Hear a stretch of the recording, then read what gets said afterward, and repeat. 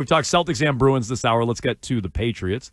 Mike Reese in his Sunday notes passed along these numbers from ESPN Analytics, Keefe. Okay. All right. Direct rival of the Rich Keefe Stats and Info Well, thank department. you. This is why I wanted to know. No, I'll still listen. I wanted to know what your odds spit out. But here's what Reese wrote over the weekend. He said, with an improved roster in the NFL's third easiest schedule based on 2024 win percentages, which was 429, is the opponent's win percentage. I can't believe there are two schedule. Schedules worse than theirs. Yeah, I seriously. thought they had like the greatest schedule imaginable. Great point. It's probably the Bills twice, like those wins kind of offset a little bit. Up a little bit. I'm interested in the two teams that have worse maybe schedules. Maybe even the Bills technically have an easier schedule because they don't have to play the Bills. Yeah, but they would play first place teams, though. That's true. I don't think it would point. be. That's a good It'd point. have to be some other basement team. But anyway. Is it realistic that the Patriots could be in the mix for a playoff spot, Reese asks. According to ESPN Analytics, the team has a 32% chance to qualify, which is 12th in the AFC. So I hear 32%. I'm like, man, the Pats have a 1 in 3 chance at the playoffs. It's actually not terrible. No. Then I hear they're 12th in the AFC, and I don't love that. So I don't really know how to square those. 12th in the AFC? Yeah, I don't know how to square those numbers. You have a 32% chance, and that's 12th in the conference? Well, they love parity. The league loves parity. So it probably does speak to that, but honestly, 32% sounds about right. People who act like this team has no chance of making the playoffs, I would point you to the Commanders a year ago. Yeah. I would point you to the Texans the year before that. Like 1 out of 3 honestly sounds about right. Is it likely or a greater than 50% chance they're making the playoffs? I wouldn't go that high, but I think they have a real shot at making the playoffs based on their schedule, based on Vrabel being here in place of Mayo. And based on Drake May, what you think is going to be a step forward. That's the formula. This team should have a better chance than those previous two teams that you mentioned because those were really unknown rookie quarterbacks, right? Like you didn't know how good Jaden Daniels was going to be. We didn't know how good C.J. Stroud was going to be. And even in the case of Houston, it was a first-time head coach. So you're like, I don't really know what this combination is going to be. At least with May, we have an idea. Yeah, and I also think the AFC East isn't going to be as good as maybe it has been in the previous years or as what people might expect. Like Jets and Dolphins, like I don't know how great they're going to be. Bills, sure, like they'll be fine. But I think Mike Vrabel is sort of a known coach, and then you are kind of banking on a year 2 jump from Drake May because it wasn't a perfect year. I think a lot of us kind of talk it up a little bit more than maybe it was, and there's still a lot of hope that he is going to be one of these great quarterbacks in the league. But I still just go back to the trash bag schedule. And also, Nick just told me, I don't know if it was on the air or not, but the 49ers and Saints are the two teams with worse or better schedules. 49ers have an easier schedule? Well, yeah, because the 49ers finished last. Yeah, and I think they still have like pretty good Super Bowl odds, I think, if you're looking forward. So that's probably part of when why. we do our preseason predictions, those are two teams to keep an eye on. But the Saints and Niners were both last place finishers last year. But my point would be they have the easiest AFC schedule. Yeah. So if you look at it that way, so I think the 33% chance, I'm like, okay, I guess I can wrap my head around that. But then basically if you're power ranking the AFC, another way, you love power rankings.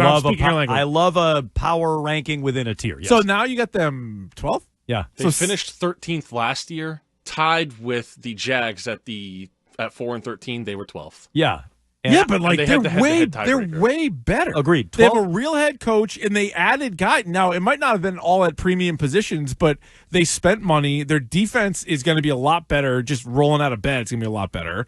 And so I don't know how you have them 12th. That stat was a mystery wrapped in a riddle because I'm like 32%. I actually think that's higher than most fans would assume. Yeah. There's a lot of people, they're not going to be a playoff team. Why is anybody talking about 9 or 10 wins? You get a lot of response to that. No, I think there's a healthy chance they do it. 12th in the AFC feels low. So I didn't quite know what to make of that stat. You can discuss, are they too high? Are they too low?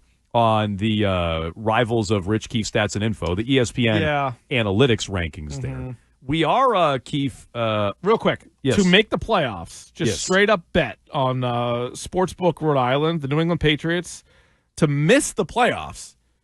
Are minus 170. So sort of speak to miss the playoffs. Yeah. Okay. The more likely than not, Yep. I guess. Yeah. But to make the playoffs, they are plus 140. Suckers bet or buying opportunity? That's a buying opportunity. That's definitely a buying opportunity. I got them at 10 wins. If they win 10 games. I bet minus 170? No, thank you. Hell no. That's not how I bet. Not in this lifetime. That's how I lose a lot, but that's not how I bet. Quite a bit. It's beginning to be a problem. But that's a buying opportunity. Yeah. Plus 140? Plus 140 to make the playoffs. They give you the last team in on the last day, and you're cashing that check. Plunk a ham down on that. You'll get paid next January. A ham today. That's like $14 in January. It's 2 hams in January. Which with tariffs, I don't even really That's true. quite understand what that would look Better like. than your 401k. Put it down on Pats to make the playoffs right now. A month from tomorrow, though, Keefe, is the first preseason game, August 8th, against the Washington Commanders. I think we're now under 60 days to the opening night. Yeah, right? who had that tweet? Was it Schefter? Was it Scott Hansen? Oh, one of those guys. Somebody was like, we're 60 days away. I was like, hell yeah, we're 60 days away from football. Practically taste it. It's right here. It's a 30 days first preseason game. Mm-hmm. We'll get training camp end of the month. We'll be down there.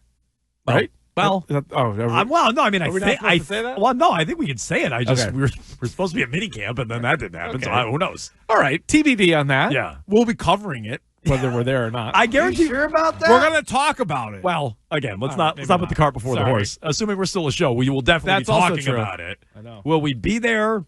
TBD. It's all negotiable. That's fine. The way they start the season, though, Keith, Vegas week 1, at Miami, home against Pittsburgh, home against Carolina. So 3 home games. Miami and Pittsburgh got interesting based on last week with the swap that they made. Yeah.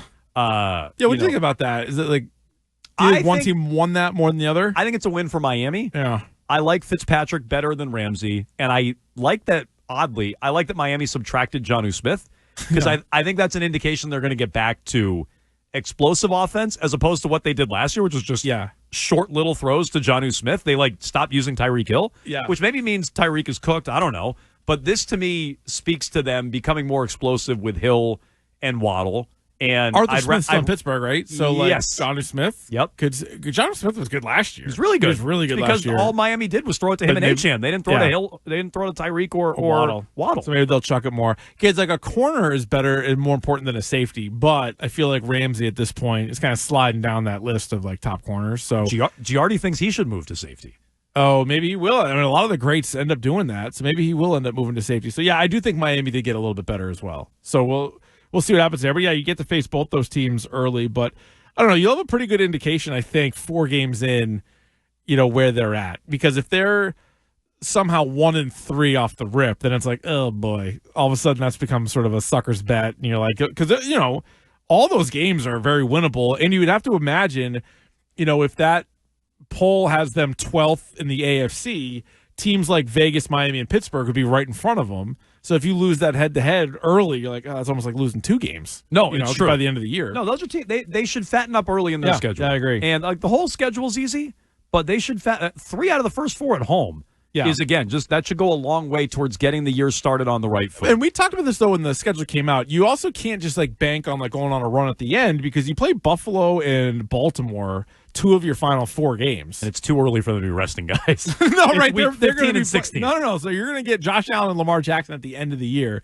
So yeah, we did the whole exercise before, they need to get out to a hot start, and then at that point it's all right, if you steal one of those games, great, but you're not relying on it. 32% chance at making the playoffs. Too high or too low for the Patriots on their playoff odds. You can discuss 617-779-7937. We'll get back to you.